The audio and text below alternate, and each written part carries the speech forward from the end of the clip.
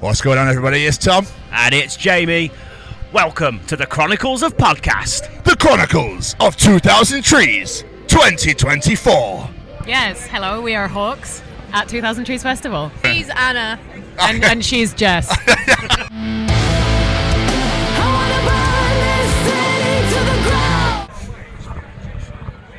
Everything okay?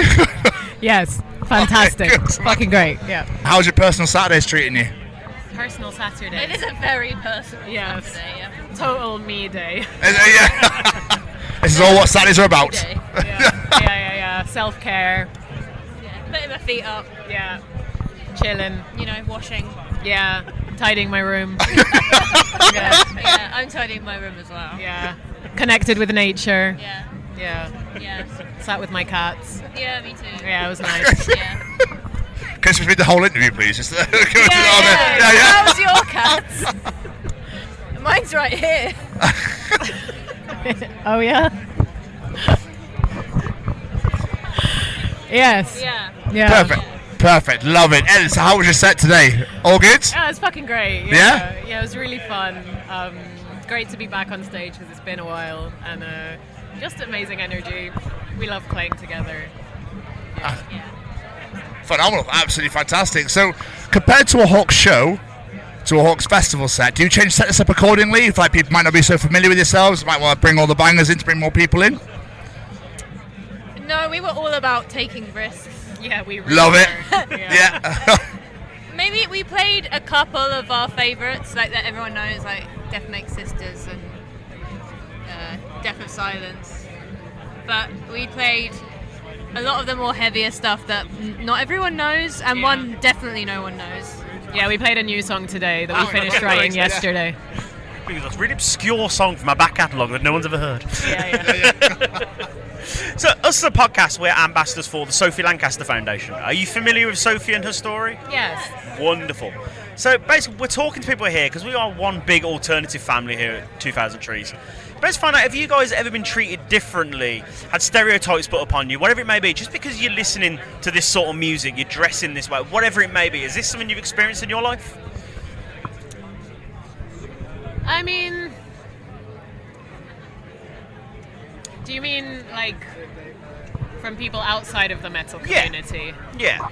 Yeah, I think like the metal community is, it is a community on the kind of outskirts, isn't it? Absolutely. And I think there are stereotypes that we're all like, angry, violent people, and but it's not friendliest people ever, and I once had a middle-aged man tell my mum that I had like an alcohol problem or a drug problem or something. What?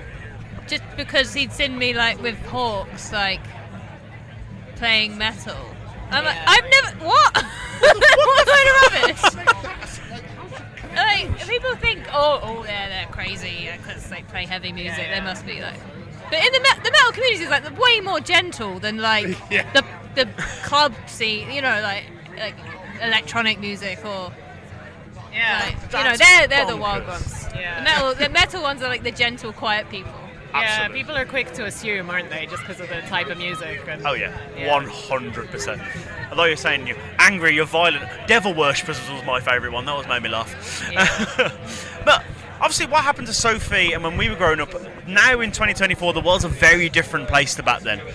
Do you think it's easier now to be part of this community when looking at the outside world, especially for like the kids growing up in it? Do you reckon it's easier now to be more accepted? Yeah, I mean, I think it depends. And I think it depends whether we're talking like in the community itself, because I think the metal community also has a lot of work to do in terms of like representation and who are you putting on your stages. And, historically has been a genre for white men, bearded white men, and to bring something queer and something feminist, like there's still a lot of space for that, so I think we still got work to do there, but I think also we're super tight-knit as a community, and I think there is, if you're a little kid growing up in that now, it's like you're only going to be celebrated. Absolutely. I've seen so many kids around here just going crazy to the heaviest music. I'm like, you're like free, you're amazing. Yeah. Amazing. So I can't read. You released your album back in November now. What's the future looking like for Hawxx? Are we still riding the high of that record? Is there new stuff on the way? Definitely new stuff on the way. Yeah. Yeah, we're in like a period of writing now. Amazing. And, going on tour in September. Incredible. Yeah. Riding the wave Riding the wave. Riding the and wave. exploring new territories. Yes. I like it. Incredible. Thank you so much for taking the time out to chat with us today. It means the absolute world. It's been great talking to you guys. Thank you. Appreciate it. Thank you Cheers. so much. Thank you. Thank you. Cheers.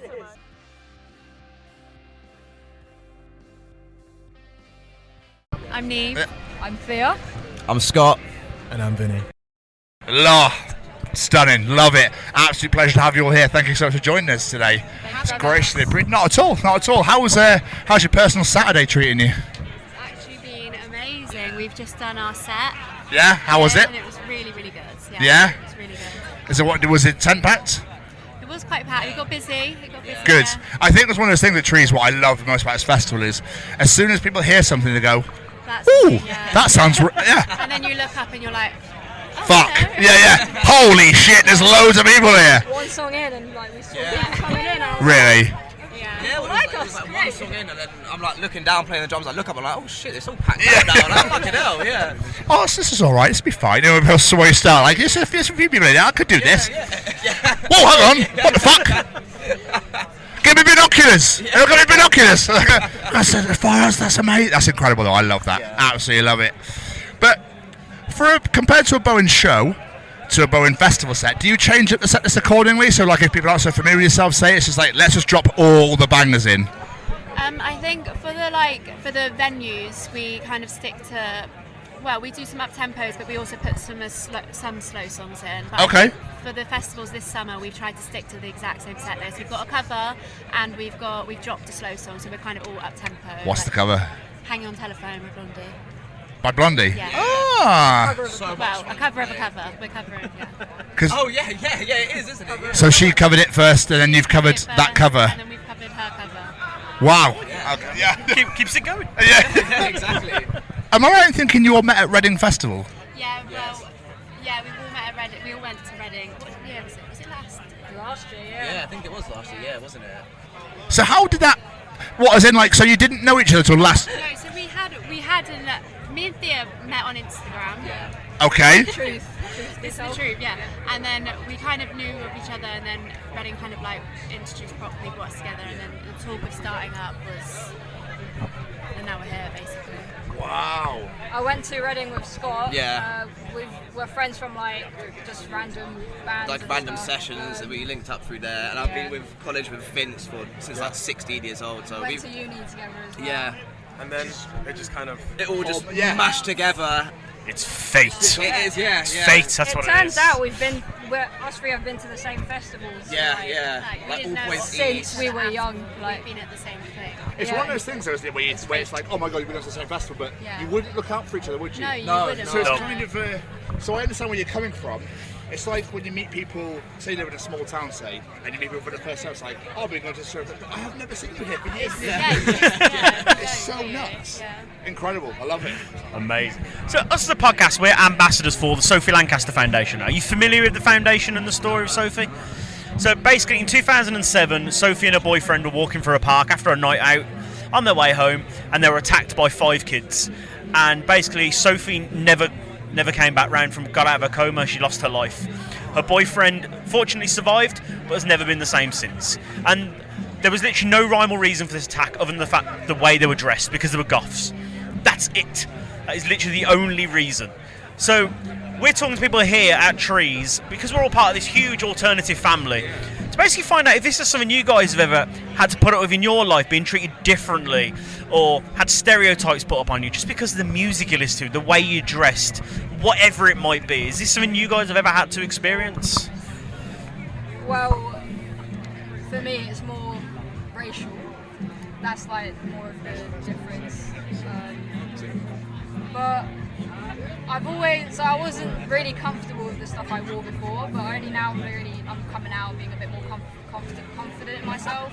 But I'd say growing up, yeah, most of like being treated differently was all due to like looking different from everyone. Yeah. But growing up in London, I'd say it was a lot easier because it's quite a diverse city.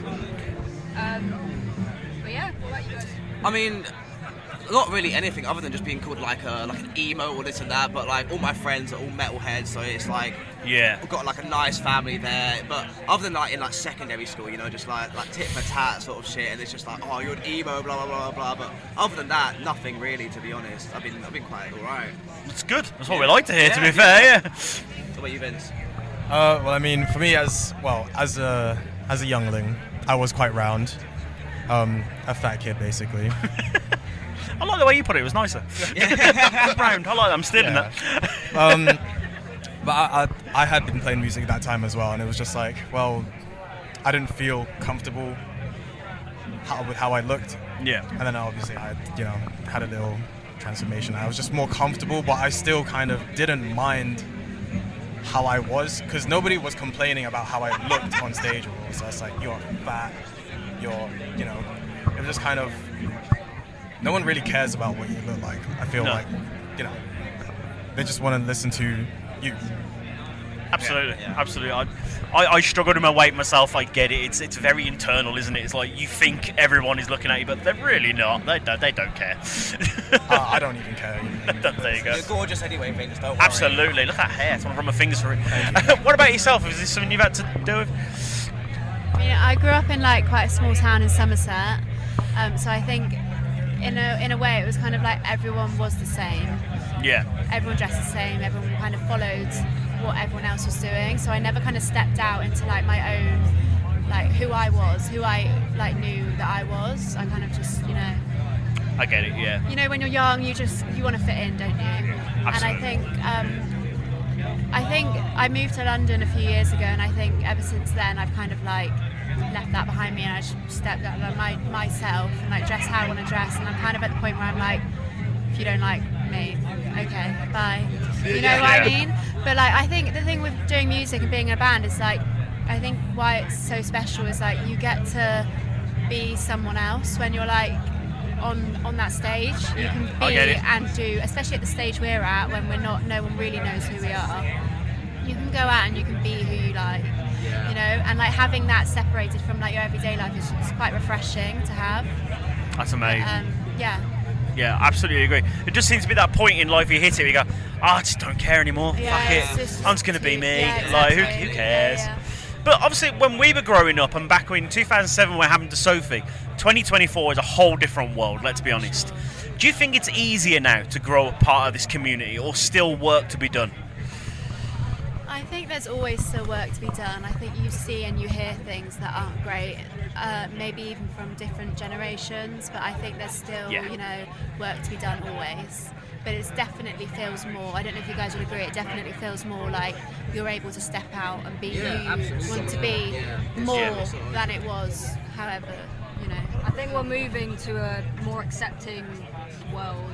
Hopefully anyway, but that's what I've seen. I don't know if it's just about who I'm around, but like as I've grown up, I've seen it get better basically. Just people not caring so much about what other people are, or like, just being more accepting.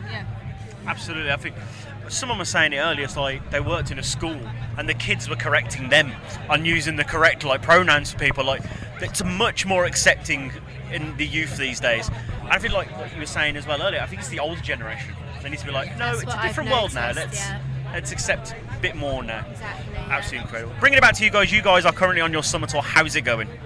It's been really fun. Yeah, it's been so good. much fun. Yeah, we've done a few festivals before today, and we've just been out with Don Broco opening for them in Coventry and Sheffield. Amazing. And now we're here, so it's been like the most fun. These last ever. 3 days have been just so good, like just back to back to back. It's just 3 amazing shows, and now it's just like it's crazy. Yeah, and it's like really surprising. You would think that we would all be like so tired. We're like, let's go. Yeah, we were getting back at like 1 a.m. to the hotels and all this and that, and then it's just Like, let's keep going. Yeah, waking up early, but like it's no tiredness at all. It's just straight It's into the it, best bang, bit, yeah.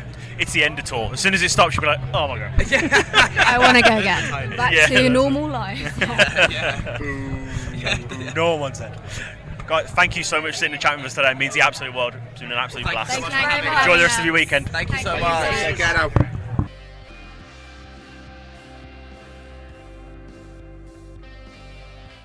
My name's Jim. I'm the handsome one from Snake Eyes, and we're a rock band from Brighton in the UK.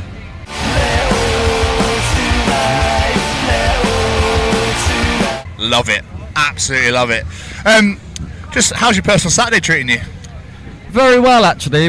I had quite a heavy Friday night. Oh. I lost all my friends. There's no signal here because it's we're in the middle of nowhere. Yep. But lots of beers were consumed. I woke up, you know, when you're really hungover and you're like, you come to life, like, what happened? Do you know what I mean? It was one of those ones. But we had a very good set on the Axiom stage. We opened the Axiom stage today. I didn't poo myself. It was about 50-50. Okay. We had a blinder. It was good. The vibes were good. Very positive. So you had a turtle head poking out, but he didn't want to come full. Mate, it's we're on camera. Sure. Sure. Yeah. Oh, so the set went well today then, yeah? All good? Yeah, it really did. Yeah, we had a good crowd considering it was 11:30 in the morning on the Saturday, last day of the festival.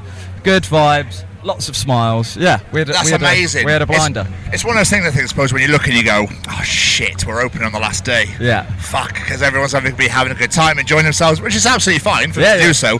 But I think the best thing about trees is, no matter how hungover they are, no matter how hungry people are, no matter how tired people are, people show up. Absolutely. They turn out. Yeah, they want to see it, you know what I mean? Yeah. It's incredible. This is my first trees, but I've heard very good things, and yes. It does live up to the hype. Believe the hype. Wicked festival. We love the trees hype. Good We vibes, love trees. man. Yeah. So for a Snake Eyes show then, compared to like a Snake Eyes festival set, do you change the set list accordingly? So if people aren't so familiar with yourselves, you might put all the bangers in? We as a good band will do with an album, we front load it with the good stuff, and then there's loads of trash in the middle, and then there's a banger at the end. Yeah. Nah, the nice thing about doing a festival is that you've got 30 minutes, and then you could be like, cool, we could just play all our good ones. Do you know what I mean? Nice. So people are like, they're amazing. Come to the headline tour, and they were like, that was fucking rubbish, wasn't it? It's been nice to put a festival set list together. We've done trees. We just did Down the Rabbit Hole in the Netherlands. We do Truck Festival next, and then we go somewhere in Germany. I don't really know, but it's all the same. We act as if it's off the cuff, but it's all scripted. It's all scripted. I say the same shit every time. Buy our give me your money. Do you know what I mean? Give me the money. So, as a podcast, we're ambassadors for the Sophie Lancaster Foundation. Are you aware of Sophie's story in the foundation? No, I'm not actually. So basically, back in 2007, Sophie and her boyfriend were walking through a park after a night out on their way home, and they were attacked by 5 kids. Sophie unfortunately lost her life. Her boyfriend Rob woke up, fortunately, but his life's never been the same since. And this was all because they were goths. No other rhyme or reason. That was it. They didn't know these people. Simply that was all. So, because we are one big alternative family here at Trees, basically just talking to you to find out if this is something you've ever had to experience, been treated differently, or had stereotypes put upon you, simply because your music you listen to, the way you dress, whatever it might be.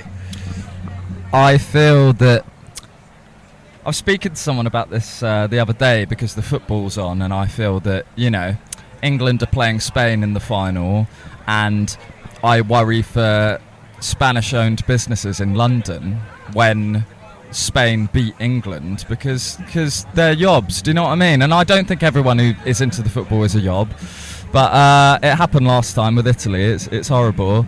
I feel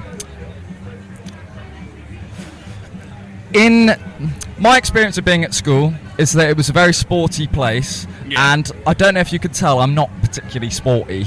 I feel like you go one way or the other, and the nature of being an alternative person is that you are sort of victimised. And I had a nice time in school, but you are, someone will be like, nice haircut, mate, or whatever. And it's like, yeah. So I thought it was nice.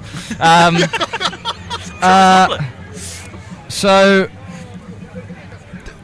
unfortunately, if you are different, people want to target that. People want to fit in, and I don't really understand that. As in, the most vibrant and beautiful people on this planet are the people that are they're one of a kind. Do you know what I mean? It's just like unbelievable. Like, how do you exist? Do you know what I mean? So that's really, really horrible to hear, and I'm you know, that's such a bummer. But the world is changing, and I feel that people are more willing to embrace the different and the weird, and the bands that are starting to get popular, like Idols, are a bunch of weird old blokes who are doing whatever. They look like a bunch of they're like, on stage they're like, people have always said we're too fat, we're too old or whatever to get big, and now they're the biggest rock band in the country. So it's like the time for being a freak is now. So absolutely. Yeah. That's you sort of blended beautifully into my next question there, because like since what happened to Sophie 2007 and when we were growing up, it's a different world we're in now in 2024. Do you think it's easier to be alternative and part of this family now than it was back then? Absolutely, yeah. I live in Brighton, and everyone's a freak there. We're all weird, do you know what I mean? Everyone's got a tote bag with a weird thing written on it. But I do feel that actually, as in, there's definitely more. I feel like people feel these days that they can be more individualistic and be openly gay or openly trans or people can wear their heart on their sleeve these days, which I feel that not that many years ago they would have had to hide, which is bullshit. Yeah. Yes, I feel that we're moving in the right direction generally. We've just got a Labour government. Don't know how I feel about Keir Starmer, but it's not conservative. So we're moving in the right direction. Do you know what I mean? Yeah. 100%. Absolutely. Bringing it back to you guys, you released your latest single, Hottest Day on Record, early this month. Correct. Which, by the way, you could have brought with us. How's the single been received? Very well. My mum and dad love it. Unbelievable. That's all that matters. All of the streams are my mum and dad. No, it's been good actually. I wanted to. The records that we've done before they sound nice, but it hasn't captured the live thing. Yes. And on this one, and going into album 1 is written, it's going to be coming out next year, so make sure you download that, everyone. Exclusive here. Album 1 next year. What was I saying? I've lost my train of thought. Mum and Dad love it.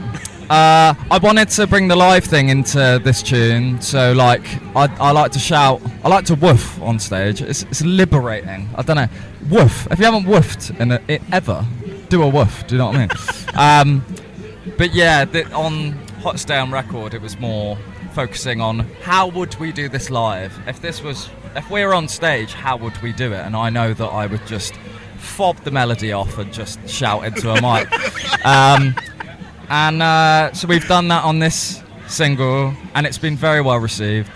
Hottest band on the planet. So going into the album, we'll more of that, more raw, more energy, more power. Incredible. Thank you so much for sitting down chatting with us today. It means the absolute world. It's been a blast. Thank you very much. Appreciate it. Thank you very much. Right at the end.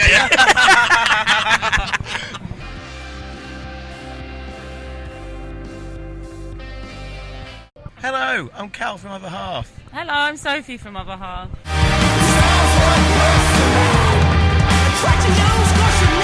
It's an absolute pleasure to have you here. Thank you for joining us. How is your personal Thursday treating you right now?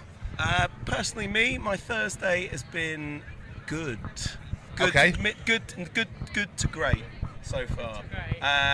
Just wandered around a bit, and that's all. Okay. Really lovely. Sophie, care to? Honestly. Yeah. Great. Good. There you go. So, Simple. just been checking out some bands, I assume. That's just doing that sort of thing, having a mooch. Well, Sophie's technically been working here, so it's had Oh. less of a great time. Our tour that we were supposed to, because our tour was supposed to kick off on Friday with Single Mothers. Yeah. And which got cancelled, sadly. So we were like, let's go to the festival, have a nice time, but I couldn't move my holiday. So I'm currently working, but as you know, the Wi-Fi, sort it out, gang. Holy shit. Oh, is that a work from home type thing, is it? Yeah. Ah, okay. Busted. I love it. She's very busy right now, working, Let's put this out. Yeah, so Not today. so Saturday, this is what a wonderful Saturday we're having here. It's my lunch break. Yeah. All good. This is very true. Fucking hell. Sorry. Apologies. So obviously you're playing tomorrow. Yes. Looking forward to it? Yes, yeah, very much. I think, luckily with 2,000 Trees, it seems like there's genuinely like a desire to watch new bands, or not that we're new. God Christ, we're not new. No, but bands that maybe people haven't heard of before. Like all the stages are always really rammed, and so yeah, I think it'll be really, really nice. Good. I think that's quite a beautiful thing about Trees, is that even though you look a big go, fucking 10:30, it's still the 10's still packed. Yeah, It's that's absolutely amazing. Like a proper family feel. I love it. Like, I want to go and check this out, check that out. It's absolutely wonderful. Yeah, for sure. So yeah, really looking forward. We played Arctangent last year, and I think they have a similar vibe. And I think, yeah, we were over the moon how many people Good. came out and gave a shit last Good. night. Yeah. Really nice. Really nice. Do you change your set list up then, depending on where you are? So if it was like another half show, would you do it differently for a festival because people might not be so familiar, maybe? I mean, we very rarely play for over 25 minutes. We try to keep that as a limit. So For a band, I think with over like 50 songs. We very rarely play over 25 minutes, and also they're not really that catchy, are they? Hey. Yeah, it's not like we've got a festival-ready set list, because all of them are just hard work with loads of words anyway. So it tends to be fairly consistent. If we use consistent is a good word, isn't it? We're very consistent with our set list. I like it. Basically, I can't be bothered to learn any more lyrics for a live show. And there's a lot of lyrics and a lot of words.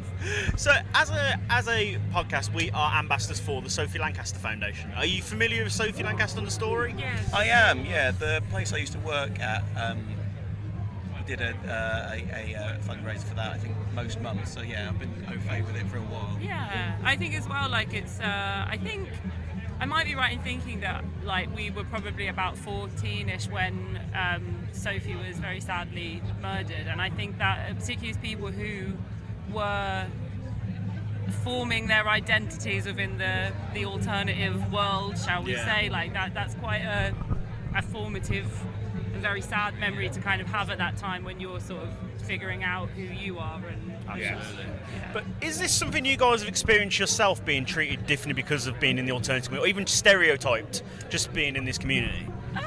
Not particularly, I would say. Maybe when I was younger. But what I will say is that I think being in a punk band, or maybe kind of aligning with like those sort of the DIY punk sort of community, I think it turns you on to the kind of politics of the left, and then with that I think you become a lot more aware of just the effects of, or rather like of just the difficulties and the prejudices and the oppression that just marginalised communities face. Anyone who is maybe would appear different or presents, not, I don't want to say differently, but to maybe what but I'm not being the most eloquent person in the world, but in inverted commas, the norm is, and I think that changes year on year, and obviously it's happened to alternative communities, but now like trans communities and things like that are suffering like similar oppression, and I think it's important to keep talking about it. Absolutely. But since what's happened to Sophie, like with more modern society now we're talking these days, do you think it's got better for people in the alternative community? But maybe a little less of the hatred and the prejudice happening, or is it still the same, do you think? It's so difficult to say, because I think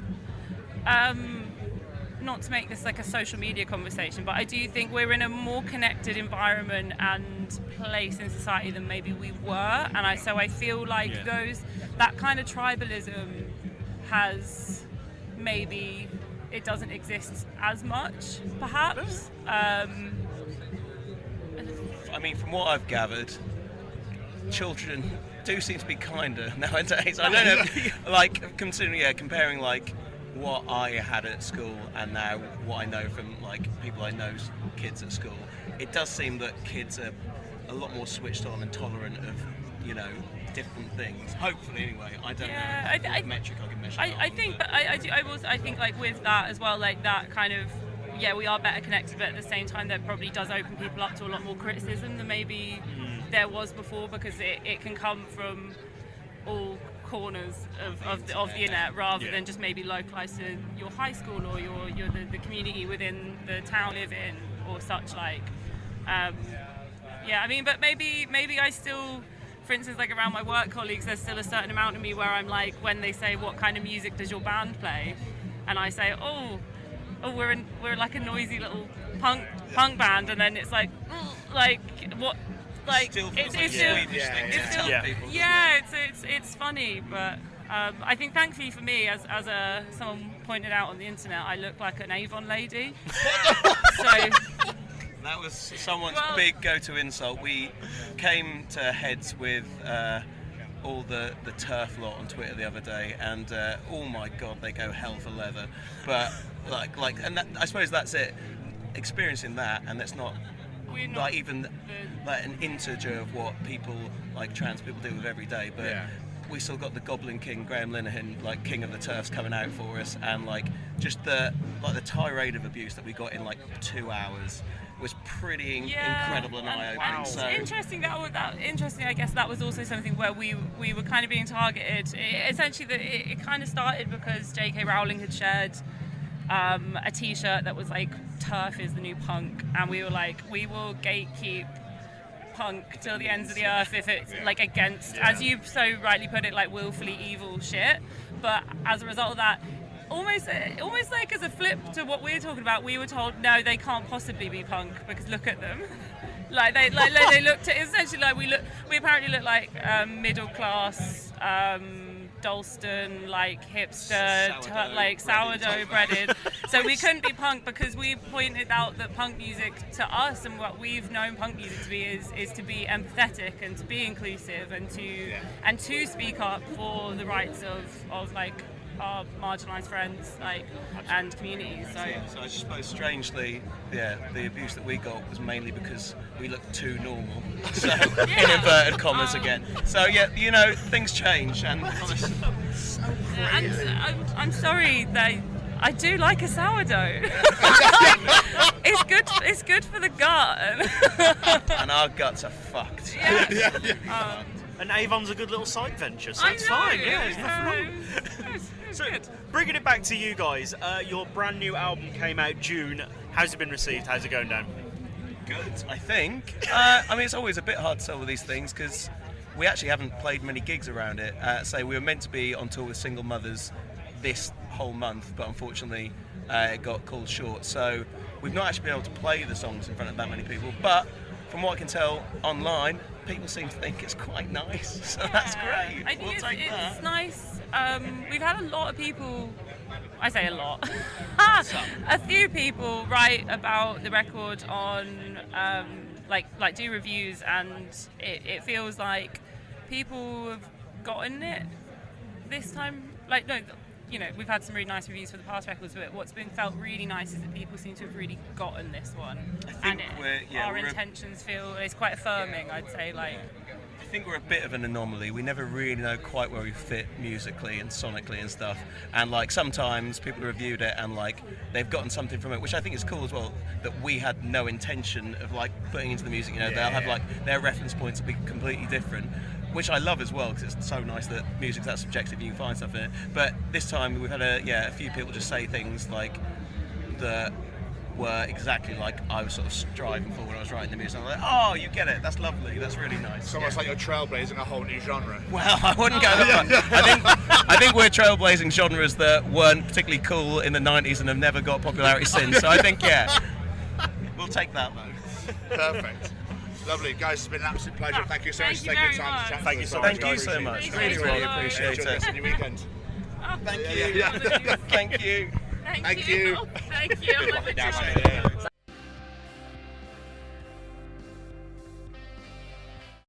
I'm Ben, bass player in Knives. I'm Izzy, one of the sax players in Knives.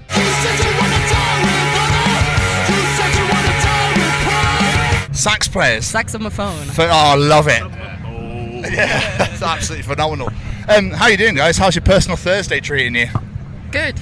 Just done performed to the most amount of people we've probably ever performed to. Oh, really? Yeah, 100%. Well, me personally, anyway. Oh, yeah. Can't speak for everyone, but no, it was really good morning, really good set. Nice to play early, just get to chill for the rest of the day, watch some sick ass bands. Yeah. Is it every one of those things that concerns you? It's like we're on at 11:30. I think at first we were a little bit like, oh, that's a really bad slot. But then after thinking about it, it's like people are going to start coming in for weekend campers. We're catching people on the way back from getting breakfast. So it's actually really good turnout. So Decent. Oh my god. I think that's the thing with Trees. It's great is the fact that everyone goes oh, bands are on early. Let's just go and check them out. And obviously you're not clashing with anybody real. With anybody at the moment then as well, so obviously it's fairly decent. No, yeah, we looked at it, we were like, actually, it's a pretty good slot. Because we know, Kite Thief and stuff like that. Yeah. Maybe I think it had a really similar slot last year, and they were like, oh yeah, it was incredible, because no one goes that hard on a Wednesday, because all the main stages open Thursday, so everyone's pretty well rested on Thursday morning, so they're up, and we were like, we can catch everyone before they get absolutely hammered and destroy themselves, and it also means we can catch, because there's so many cool bands on early. It means we could also just get our gig on and go see all the cool bands. So useful. With a festival show, do you change your set list up accordingly? Because obviously people might not be so familiar with yourselves, so it's what we'll just do is drop all the fucking bangers, and you see, we go through material quite quickly for most bands, because we'll change our set list probably 3 or 4 times in the year and just constantly put in new songs. The set we're playing at the moment, I think only half of the songs are released. The rest of them are all just other songs we've had written for ages. Yeah. Because we've got a bunch of songs we're releasing next year, which we wrote a year ago. So we're just keeping the set list quite fresh. And also all of our newer songs are way better. They're just the bangers. So we're we'll put those in. Yeah, no, we just keeping it quite fresh. There's so many songs off our first EP which we don't even play anymore. We only played I think 2 from the first EP today.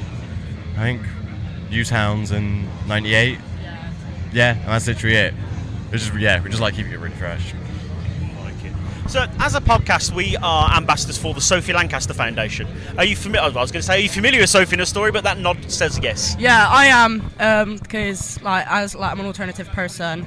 I think it's something that most alternative people know about through media, social media, word of mouth, and things like that. But it's one of those things that you do get told about. So yeah. But as someone in the alternative community, but have you ever experienced this where you're treated differently or stereotyped or something because you're part of this community? 100%. I work at a sports bar in a small town called Dursley in Gloucestershire, and it's a hub for the football club and things like that, and it's very much that those types of people who aren't necessarily so accepting of people that aren't straight white men type things. So I quite often get it's just the comments people sort of give you, especially growing up in a small town like that. It's just because people don't see alternative people every day. Yeah. What about yourself? Is this something you've experienced? Yeah, pretty much the exact same. I also grew up in a town literally 10 minutes over, and it's the same thing. It was really hard to sort of find myself because there's no one else that was really alternative. So I was I'm getting into this music and this sort of way of dressing and appearance, but no one else really gets it. So it took ages. It wasn't until I was 18, which even then is still quite young. Some people, it takes years for them to be able to accept sort of what they dress how they like. But yeah, it was the same thing. Just comments. You get a lot of looks. Especially being black and sort of having quite standout appearance. You get so many looks. It's nice because we're all from Bristol, or we're all in Bristol quite a lot, which is pretty accepting of it, and it's very normal to be alternative. Most people are alternative in Bristol. You can do what you like in Bristol. Yeah, it's like Yeah. it's like you're completely fine in Bristol, but it's second you go into like other cities, it's like Europe and stuff like that as well. It's just not as popular. So you do. Yeah, surprisingly. I mean, some of the venues we played is like a little hub. The sense of community in Europe is so strong because it's still a lot more like, you know, in the 80s when people were like, yeah, it's a small community and everyone's like got each other's back. It's so much like that in Europe because the communities are just smaller. Because I think in sort of like the UK, it's so like overpopularized with just so many bands. The community's way bigger. It's way easier to find people. Whereas in Europe, it's really like there's like a few venues that everyone just goes to. It's like over there, you do get a lot more looks. Also because we are English. That too, yeah. They just love to pull the van over. Oh, yeah. If there's one thing they love doing in Europe, when you're driving a big white van with UK plates, it's like a target. Are we going in and out of Poland? We got stopped each way. No, it's Germany. Oh, yeah, Germany. Wow. Germany both times. We got stopped and searched. It's like, we're just a band. We don't have a van full of drugs, we promise. Yeah. It's really funny. They open the side door and it's just 9 sweaty musicians. And we're like, guys, it's just empty crisp packets. People staring at Netflix. German border force with like guns, and we're like, oh my god. Oh my days. Yeah, it is. Yeah, it's proper. We're all sat in the van like, oh, it's like 2 a.m. My follow-up question was going to be like, since what happened to Sophie, do you think it's got better, a bit more accepting for people in the alternative community, or is it still very much out there? I think definitely in Bristol, like, because that's where we're all living now, and I can only really speak from personal experience there. In Bristol, it's very much like accepted, like on the majority. Like, I can't say that like there's no sort of discrimination or anything like that against anyone, because obviously there is wherever you go. But at least in Bristol, especially where we all studied, it's a place called Stokescroft, and it's like a kind of hub for all like different cultures, because it's like where there's loads of Jamaican communities, African communities, things like that. And it's like literally no matter like what you look like, it's like you can walk down the street wearing like your underwear and no one bats an eyelid, because it's just like there's just so many different types of people there. But like coming from like growing up in a small town, it was never, and I went to an all-girls school as well, and it was never like, if you looked different, it was like you were shunned. They want everyone to be the same kind of thing. So, but yeah, definitely growing up in a small town, it's like I do get a lot of looks, especially if I do goth it up sometimes, which I like to do. Not today because it's hot and I'm jumping around on stage, but like, yeah, sometimes if I sort of put a bit more effort into my appearance, it's like people will be like, oh, wow, and it's like I always get the, oh my god, your eyelashes are so big. How do you like keep them? How do you keep your eyes open? So I don't know, I'm just good at it. Your sunglasses are badass. That's all I'm saying. Thank you very much. These were my saviour when we were on tour, because it's just I was so tired. I just had to keep my sunnies on and just like pass out in the back of the van. So bringing it back to Knives, you released your latest EP in May. How was it received? Well, I'm not. It was. It was. I joined the band in January. Oh, okay. Yeah, we got Izzy in for the run of shows. Oh, okay. It really well. It's sort of this time round I got a lot more options in terms of like what we can do. First EP was very much sort of first EP I just joined the band. Literally I joined for a release show, so I was very new to it, and then it really felt like really nervous. We kind of don't know what we're doing in terms of like options of what we can do once it's released, like touring and sort of merch and all of that. It felt quite minimal. But this time round, it was like we can go to Europe, we can do a much longer Europe tour. Yeah. We can play way like bigger shows. We took our friends Deaf Girls on the tour. It was like we can like have a lot more options now in terms of like what we can do. like we were able to put out vinyl, which was really cool. It was so cool being able to have like a physical vinyl of our EP. I was like, this is, even if it wasn't much, just cool to have it. It's like, there's just so many more things we can do now, I think, with this like second EP and the upcoming music. We're in a way better place. I think it also helps that we're really good mates with like our manager. Yeah. And so we've kind of got that. It's not formal really. Like so our manager Belle, like her and Jay, quite often have like a sit-down meeting and actually talk business. But on the whole, it's a case of like if we want to do something, we can ask and we can actually realistically like try and make things happen. Such as like taking one of our favorite bands on tour with us in Europe, doing like cool as fuck shows like this, and it's just like helps having that sort of personal connection with the people 100%. we're working with, as opposed to being like more of a business than a band. I couldn't do that. I hate it. So it's all on the up here for Knives then. Obviously you're going on tour in October with DZ Death Rays. Yes. Excited? Very excited. Yeah. Your face immediately just said everything. Yeah. It's like going to be some of like the coolest venues in the UK that none of us have played before, and it's like going to new cities as well. Like even though it's just the UK, it's still like so many places we haven't played and places where we could be like perceived differently and things like that. So very excited. It's also, I think, one of our first proper like support tours. Like, okay. It's like where we are doing sort of just loads of dates. Like we've never been to Scotland. You'll love it up there. Very exciting. Yeah, you'll love it up there. Like trust me. Yeah, it's like one of our first proper UK tours because we've done like little like 3 to 5 day dates. Yeah, but we've never done just like a full tour, proper quite nice venues and not like little basements where we're like, can we please play on like Sunday the 5th? Please say we have it free. We'll open. We'll play 10 minutes. It's fine. Yeah. We'll cut 5 songs. It's fine. It's just really nice to have like what feels like just a really good opportunity. Yeah. Also, like DZ, sort of like known them for ages, especially because it's like their anniversary tour. Like they're just a properly good band, and I'm excited to see them play every night. It's just nice. I'll be here before you know it. And guys, I wish you every success going forward and everything. You. So absolute pleasure. Thank you so much for joining us. We appreciate it massively. Cheers. Perfect.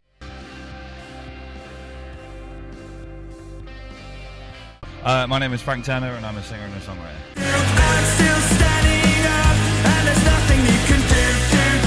And it's an absolute pleasure to once again have you on the show, so thank you for joining us this morning. I know it's early, like we said, so how are you doing? I know you've just woken up, but... just woken up. I mean, this is sort of the first day of the tour, but I mean, we were on tour in America until about 5 minutes ago, and I did a show on Thursday, so I'm in the swing of things, let's put it that way. Yeah. But I love 2000 Trees. I'm very pleased to be here, so happy days. Yeah, looking forward to later. Main very stage, much so. Yeah, main stage. I've got 2 other shows today as well. Of course, you've got the Mark and Me podcast. Yes, and then maybe another one. Oh! We love a team. Yeah. Okay. Maybe. I mean, it's coming out afterwards, but still. Right. Right. Yeah. Is it? Okay, fine. This I'm is playing a secret set. Okay. They named one of the campsites after me, so I did. So I have to play there. They have a stage. Yeah, Camp Turner, I think it's called, isn't it? Exactly. So it would be remiss of me not to go. I love that. That's incredible. To just rock up and people probably piss themselves about what the fuck's Frank Turner doing. Yeah, it'll be fun. The other thing is that I have my 3,000 show coming up, which means I have to play a certain number of shows between now and then, and I'm a few under at the minute. So okay. Throwing in some extras. Let's get him in where you can. Stop. Yeah, I mean, in early February next year, I am basically going to be pitching up at pubs and going, hi, just to sort of try and get my numbers up. So, Frank, you're in Greg's in Woking. Yep. Get the guitar up. Let's go. Love it. Never played Greg's yet. Oh, it's got. I don't think anyone has. Got to do it just for shits and gigs. The world's do a tour of Greg's. Fuck. There we go. Look, I'll tell you what. My production manager Doug would lose his mind if I did it. Oh, really? Yeah. He's. Doug doesn't have any tattoos. If he did, he'd have a Greg's tattoo. Wow. What's the go-to? For me or for him? For you. For me. And for roll. him. Oh, okay, just classic, basically. Classic sausage roll. Love it. Yeah. Absolutely love it. Solid. You did the Guinness World Records for trying to play as many shows in 24 hours. How the fuck was that? Nightmarish and awful. And I mean, we did it. It's worth saying that Guinness wanted £37,000 to Sorry, what? to sign it off, and it was like, you're the ones with the corporate sponsorship, dude. So it's not as yet certified by Guinness. We did all the documentation, we followed their rules, all the rest of it. But I mean, it cost me quite a lot of money too. I didn't get paid for it. Do you know what I mean? Yeah. I mean, from some angles, the purpose of the exercise was directing my album marketing budget to hiring small venues. If you see what I mean. Yes. So happy days, everybody wins. But Yeah. and it's important to state for the record that I don't care. Do you know what I mean? Yeah, I mean, it's. Well, still. there was somebody saying, "Oh, it's just a stunt," and it's like, it's obviously a stunt. Of Yeah, course of it is. course. What else do you think it is? And like, but you know, it garnered attention for my new record. It helped out some indie venues. It helped out some indie record stores as well. And those were the things I was trying to do. So everybody wins. Everybody But like wins, I say, yeah, the actual perfect. physical process of doing it was awful. We did midday to midday. The 6 a.m. show was the ditch. Is that the wall when it hit the wall? Well, no, it's more. So basically, up to and including the 4 a.m. show, everyone was having a laugh. They were having beers, they were drinking, they were on a sesh. Yeah. Do you know what I mean? Yeah. And then the sun came up at about 5:30, which I had thought might be reinvigorating, but absolutely wasn't. It was just like, why is this still happening? And then we got down to Kingston, and my friends at Banker Records, who I love dearly. It's also quite difficult to book a show at 6 a.m. in the morning. Yeah, I you know can what imagine, But they yeah. sorted it out, but everybody at that show had just got out of bed and was like their alarm had gone off at 5:30, and they're like holding a coffee, and the energy level of the crowd just absolutely plummeted at the precise moment when I needed it to do the opposite. And that's no disrespect to either Bank Records or anyone who came to that show, because I'm very grateful that they did. But you know, it's like, sing, and they're all like, do you know what I mean? It wasn't quite the sort of anthemic euphoric thing I wanted to Long road up to recovery. Yeah. From here. Yeah. Well, yeah. Exactly. Yeah. I'm going to be awake for another 18 hours. kind of thing. Dude. Yeah. What did you do for a set list for this? Could you just playing whatever you felt like? I mixed it up a bit. I mean, it was, you know, these were technically, the new expression these days is out stores, as in, you know, booked by record store but in a venue. But it's promoting the new record, so because I did a half-hour show at everyone, so I did like 7 songs or something, and did like 4 new ones, 3 old ones or whatever. But I was mixing it up a bit as I went. Nice. I imagine playing the same songs over and over again for 24 hours. You're like, I fucking hate this song now. It means you know the words by the end. Yeah, for sure. But no, I mean, it was cool. It was a good time. But the playing part of it was the good bit. Do you know what I mean? I'm fine once I'm playing. It's just sitting in a cab at like 8:15 on a Sunday morning and just being like, we were doing this 12 hours ago. In fact, 12 hours ago, we've been doing this for quite a long time already. And but I mean, so at the end of it, so we had this cab company called Free Now, who are great, and they organised the transport for the whole thing. We had this kind of relay of cabs, black cabs drivers around, which was really nice. And at the end, they'd offer me a lift home because we finished Southampton. I live in Essex, about a 3-hour drive. That cab ride, woo! I mean, PG. I've taken quite a lot of drugs in my time, but that was weird as hell. Like just sitting in the back of a cab, I felt jet lagged. Do you know what I mean? And it was like, and I was kind of just like, and you know, when you're on a long journey and like looking at Google Maps and looking at minutes going down. Come on. And it's like, I'm going to play a game on my phone, see how many. It's gone down 3 minutes. Like. And I got home and just felt like I was high. It was very weird. Oh, you can swear if you like to. Don't worry, you don't have to bleep yourself. Oh, okay, cool. Yeah. Fuck. Yeah, it was very strange. But we did it. We made it, and then I could barely talk. My voice was great for the whole thing, and then I got home. I went to sleep for about 12 hours, but from 6 p.m. till 6 a.m. and then woke up and was like, "What's happening to my life?" And then the next day, I sounded like.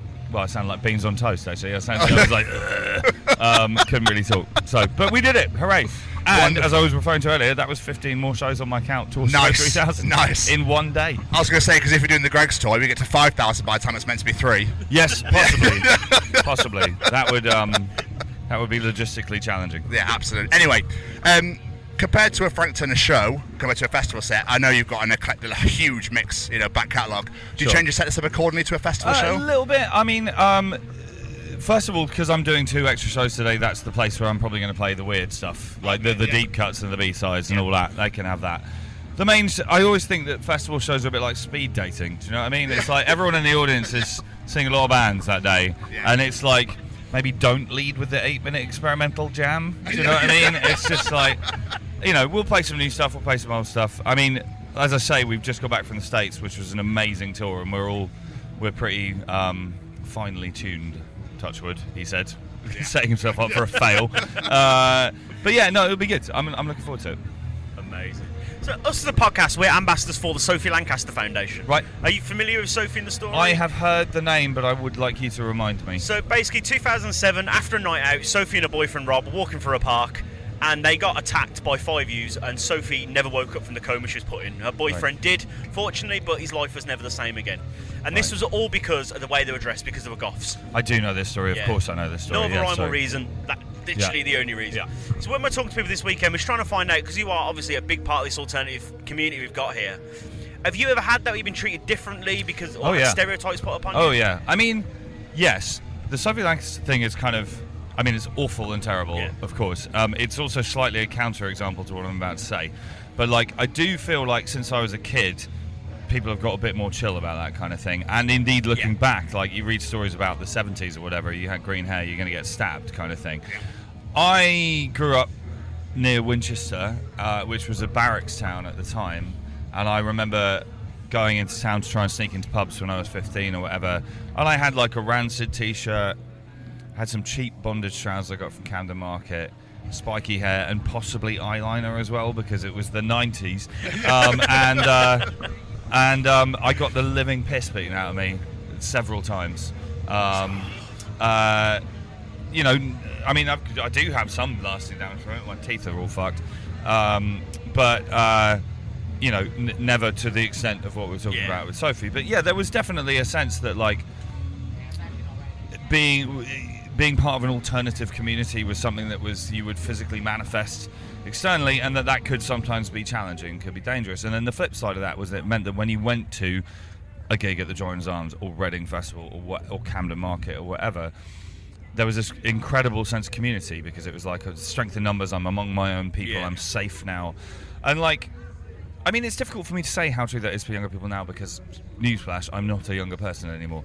But, like, but that was incredibly powerful to me, and a lot of my kind of loyalty to alternative culture, punk rock, whatever words we want to put on this, is because of that, is because I felt unsafe as a kid, and then I found a place where I felt safe, I remember going to my first ever hardcore show. It was Agnostic Front at the Garage on the 8th of December 1997, and I was in the queue. I was wearing a Korn t-shirt, and then it was the 90s, and then all these guys, all the and girls and people, let's say people, sort of came out of the mist, as it were, because it was December, and it was like Sick of It All t-shirt, there's a Lifetime t-shirt, there's a Youth Today t-shirt, do you know what I mean? And it was just like, oh, there's like this is such an abused and overused word, but there's a scene, do you know what I mean? And it was just like, and the thing about the hardcore scene in the 90s, it was tiny, and so the price of entry was finding out it existed. And if you found out it existed and showed up, then you were in. Do you know what I mean? You didn't have to be cool, you didn't have to be nerdily knowledgeable about bands particularly. I mean, a lot of people were, but, like, it was just like, you found us, welcome. Do you know what I mean? And it was like, oh my god. And it's like, this is so much better than everything else. So I do think that was very important to me as a kid. I think the internet has changed this a lot, you know what I mean? Because now you don't have to go to a record store necessarily, or a gig or whatever, to find people who like the same things as you, and I suspect that on balance that's a positive. Excuse me. But yeah, I mean, obviously 2007 you were saying, right? Yes. So, that's comparatively recent. I mean, it's more recent than what I'm talking about, do you know what I mean? And so clearly this is still a thing, and it's kind of horrendous.